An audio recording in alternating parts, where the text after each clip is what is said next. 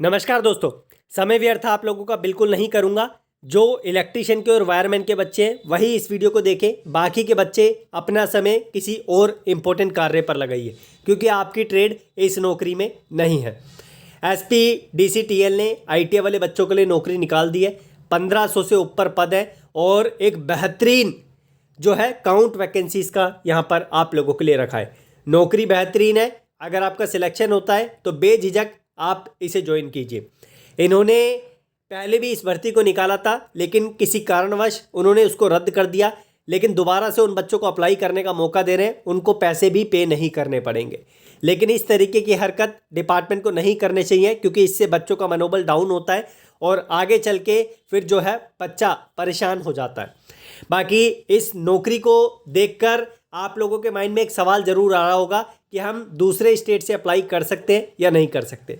देखो भाई, as per my research आप लोग दूसरे स्टेट से अप्लाई नहीं कर सकते। एक और इम्पोर्टेंट अपडेट है, इस नौकरी के लिए जो अप्लाई करेगा इसका एग्ज़ाम 2 ही लैंग्वेज में होता है, एक इंग्लिश और तेलुगु। अन्य लैंग्वेज हिंदी या फिर कोई मराठी या फिर कोई गुजराती आपको यहाँ पर देखने को नहीं मिलेगी। इसी वजह से इससे सिद्ध होता है कि ये अपने ही स्टेट के बच्चों को लेने वाले हैं। मैं रिक्वेस्ट करूंगा अन्य स्टेट के बिजली विभागों से भी कि आप भी अपने स्टेट की नौकरियां निकालिए ताकि आपके स्टेट के बच्चों को भी जो है अपॉर्चुनिटी मिले जैसे इन्होंने अपने स्टेट के लिए निकाली है। आशा करता हूं कि थोड़ी सी चीज़ आपको क्लियर हो गई होगी। इन्होंने 2 कैटेगरी में वैकेंसीज को सेग्रीगेट किया है। डिप्लोमा इंजीनियरिंग कैटेगरी का क्राइटेरिया इसमें जो है इस वैकेंसी में, इस पर मैं चर्चा नहीं करूँगा। मेरा फोकस आईटीआई वाले बच्चों पर है तो मैं लाइनमैन की वैकेंसी पे जाऊंगा जिसका फॉर्म आप लोगों के लिए 8 तारीख से चालू होगा। इन्होंने पहले शॉर्ट नोटिस जारी किया था, मैंने उसकी वीडियो नहीं बनाई थी क्योंकि उसकी डिटेल्स मेरे पास नहीं आई थी और बिना डिटेल्स के आप लोग जानते हैं मैं आप लोगों को जानकारी नहीं दे सकता। यहाँ पर इसका फॉर्म 8 तारीख से चालू होगा मार्च की। आप लोग इसके लिए अप्लाई कर लेना, 28/3 तक आप लोगों को मौका मिलेगा। फॉर्म अभी चालू नहीं हुआ है, इस चीज़ का आप लोग ध्यान रखना, कहीं आप लोग अभी से ही इसके फॉर्म की बातें करने लग जाए। मैं अपनी साइड से इसका नोटिफिकेशन आपको टेलीग्राम पे भी दे दूंगा और इसकी वेबसाइट भी डिस्क्रिप्शन में दे दूंगा। बाकी इसकी तैयारी के लिए आप लोग एक बुक ले लो एशियन की, लिंक मैं आप लोगों को डिस्क्रिप्शन में दे दूंगा। इंग्लिश लैंग्वेज में इसका पेपर आएगा, देख लेना, और बाकी वो बुक आप लोगों की इसमें मदद करेगी। साथ में यूथ कॉम्पिटिशन का इंग्लिश लैंग्वेज में अगर आपको क्यूबी मिलता है तो आप लोग प्लीज़ उसे रेफ़र कीजिए, वो आप लोगों की इस एग्ज़ाम को क्रैक करवाने में मदद करेगा। इन्होंने 15 डिस्ट्रिक्ट में नौकरी निकाली है तेलंगाना के। बाकी ये डिस्ट्रिक्ट आप लोग देख सकते हैं। मुझे पता है कि मेरे को तमिल लैंग्वेज या तेलुगु लैंग्वेज नहीं आती है तो इस लैंग्वेज में तो नोटिफिकेशन समझाना पॉसिबल नहीं है। मेरे को 2 लैंग्वेज आती है, हिंदी और इंग्लिश, तो मैं हिंदी में समझा देता हूँ। अगर आप लोगों को समझ आती है तो तेलंगाना के जो बच्चे हैं जिसको हिंदी आती है प्लीज़ अपने दोस्तों तक इस वीडियो को जो है कम्युनिकेट कर देना कि ये इस वीडियो में बोला गया है। बाकी इसकी जो मैंने आपको डेट बताई है, फॉर्म इसका चालू हो जाएगा और सारी चीज़ें इन्होंने यहाँ पर मेंशन की हुई है कि कब कब इसका एडमिट कार्ड, कब इसका एग्ज़ाम होने की संभावना है। ये जितनी भी डेट्स है टेंटेटिव है, इसको आप लोग 100% श्योर नहीं समझ सकते। ऐसे बच्चे जिन्होंने इस डेट से इस नोटिस के फॉर्म फिल किया था उन बच्चों को अप्लाई दोबारा करना पड़ेगा, फ्रेश अप्लाई करना पड़ेगा, आपकी फ़ीस नहीं लगेगी। डिपार्टमेंट ने नीचे इस चीज़ को भी आप लोगों को इन्फॉर्म कर दिया है। आगे बढ़ते हैं, वैकेंसी का काउंट आप लोग देख सकते हैं कितना वैकेंसी का काउंट है। एलआर के लिए 553 वैकेंसीज है और जीआर के लिए जो है 1000 वैकेंसीज है। एज 18 से 35 साल है। यूपीपीसीएल की थोड़ी ज़्यादा एज होती है। पे स्केल आप लोग देख लो, अच्छा पे स्केल है। 2 साल का प्रोबेशन पीरियड होगा, उसके बाद आपको परमानेंट कर दिया जाएगा। जीआर जो है वो आप लोगों का यूआर की वैकेंसीज है। एलआर में इन्होंने एससी एसटी ओबीसी को सेग्रीगेट नहीं किया है, पता नहीं ऐसा क्यों किया है। अगर कर देते तो बच्चों को थोड़ा और आइडिया हो जाता है इसके बारे में। क्वालिफिकेशन ज़्यादा टफ नहीं रखी गई है। जो बच्चे 10th पास है और आईटीआई पास है इलेक्ट्रिशियन में या वायरमैन में आप लोग अप्लाई कर पाएंगे। ये इलेक्ट्रिकल ट्रेड आप लोगों की वायरमैन ही है। इलेक्ट्रॉनिक मैकेनिक मत समझ लेना इसको, कहीं आप इलेक्ट्रॉनिक मैकेनिक के बेस पे अप्लाई कर लें। जूनियर लाइनमैन के लिए ये जो है आप लोगों के लिए प्रोफाइल रखी गई है। आप लोग जानते हैं पीएसपीसीएल भी इसी तरीके से लाइनमैन की वैकेंसी निकालता है और अपने ही बच्चों को मौका देता है। सो बहुत सारे स्टेट है, जैसे यूपीपीसीएल तो ओवरऑल इंडिया को दे देता है, लेकिन कुछ स्टेट ऐसे जो सिर्फ अपने ही बच्चों को देते हैं, सबको नहीं देते। एज मैंने आपको बता दी है, रिलैक्सेशन आप लोगों को मिलेगा और बाकी 1/1/2023 के बेस पे आपकी एज कैलकुलेट की जाएगी 18 से 35। लेकिन ध्यान रखना, ये ऐसे बच्चे जिन्होंने इसका फॉर्म इस नोटिफिकेशन का भी भरा था, जो 2022 का आप लोगों के लिए नोटिस आया था 3/2022 का, उन बच्चों की एज 1/1/2022 के बेस पे कैलकुलेट की जा रही है। उनको इसके बेस पे एज कैलकुलेशन देखने को नहीं मिलेगा। इसमें रिटन टेस्ट भी होता है, एक छोटा सा फिजिकल भी होता है जिसमें पोल टेस्ट आप लोगों से करवाया जाता है।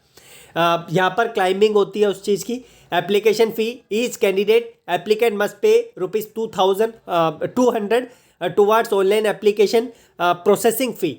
This apart the applicant have to pay 120, आपको अलग से 120 रुपये भी पे करने पड़ेंगे। SC ST BC और EWS के लिए किसी भी प्रकार का पैसा यहाँ पे नहीं लगने वाला है। और यहाँ पर देखो बोला गया है कि जिन बच्चों ने इस नोटिस के थ्रू फॉर्म को फिल किया था, जो पहले वैकेंसीज को रद्द कर दिया गया, वो उन बच्चों को फ़ी पे करने की ज़रूरत नहीं है। उनको कुछ इंस्ट्रक्शन दिए जाएंगे फॉर्म फिल करते टाइम। आपको यस या नो में आंसर देना पड़ेगा कि आपने पहले फॉर्म फिल किया था। अगर किया था तो डिटेल्स फिल करके पहले की आप लोग अपनी फ़ीस को माफ़ करवा सकते हैं। बाकी यहाँ पर centre for the written examination for recruitment of junior lineman will be held at different centres located in GMHC HMDA। इसकी फुल फॉर्म आप लोग इंटरनेट पे देख लेना। ये आई थिंक तेलंगाना के कुछ एरियाज़ हैं जहाँ पर आपके सेंटर पढ़ने की पॉसिबिलिटीज़ है। हाउ टू अप्लाई का पूरा प्रोसेस आप लोगों को अगर आप बोलोगे तो वीडियो बना के दे दूंगा। अगर तेलंगाना के बच्चे बोलते हैं तो ठीक है, आपके डिस्ट्रिक्ट आप लोगों के सामने है। मैं जानता हूँ मुझसे तेलंगाना के बच्चे भी जुड़े हुए हैं, इसी वजह से उनके लिए भी मैंने वीडियो बनाई। आपके पंजाब के लिए आती है, आपकी दिल्ली के लिए आती है, आपकी बिहार के लिए आती है, आपकी झारखंड के लिए आती है, आपकी यूपी के लिए आती है, आपकी MP के लिए आती है। मैं हर स्टेट पर फोकस करता हूँ। मुंबई के लिए आती है, हर स्टेट पर मैं फोकस करता हूँ। चिंता मत करो, मैं जैसे जैसे वैकेंसीज़ को देखूँगा आप लोगों को अपडेट देता रहूँगा। आगे बढ़ते हैं और आगे आप लोगों को और जानकारी इसकी प्रोवाइड करते हैं। ये इनका हेल्प डेस्क नंबर है, मैं इनसे कंफर्म कर चुका हूँ। इन्होंने सीधा सीधा मना कर दिया अपनी साइड से कि अदर स्टेट के बच्चे नहीं अप्लाई कर पाएंगे।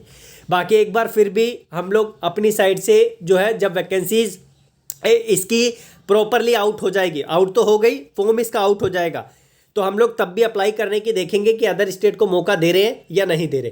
फिर एक और बार कॉल करके इन लोगों से क्लैरिफिकेशन लेके आप लोगों को चीज़ें अच्छे तरीके से यहाँ पर रेक्टिफाई करके बता देंगे। एज़ पर माय रिसर्च आप लोग अप्लाई नहीं कर सकते अदर स्टेट से।